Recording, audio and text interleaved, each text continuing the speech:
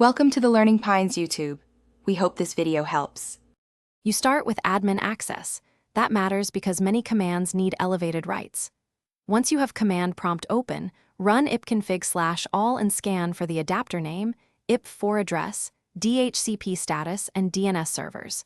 Make a quick note of the default gateway and adapter name so you can restore settings if needed.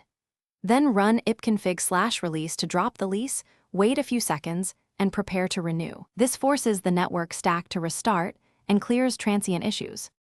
Once done releasing and renewing, flush the DNS cache with ipconfig/flushtons so stale records don't block name resolution.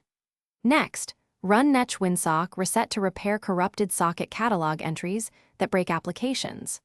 Then run netch int IP reset, which rewrites TCP/IP registry keys and removes problematic configurations. Make sure to reboot after these commands so changes take effect. A restart reloads drivers and completes the reset. If you use static settings, reapply them after the reboot. Now verify connectivity by pinging an IP, for example, ping 8. That confirms raw IP reachability. If that works, ping Google.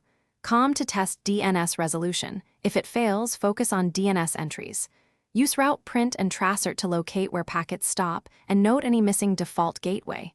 If the adapter still misbehaves, disable and re-enable it or reinstall the driver. Use netch interface set interface name, admin equals disabled, then add.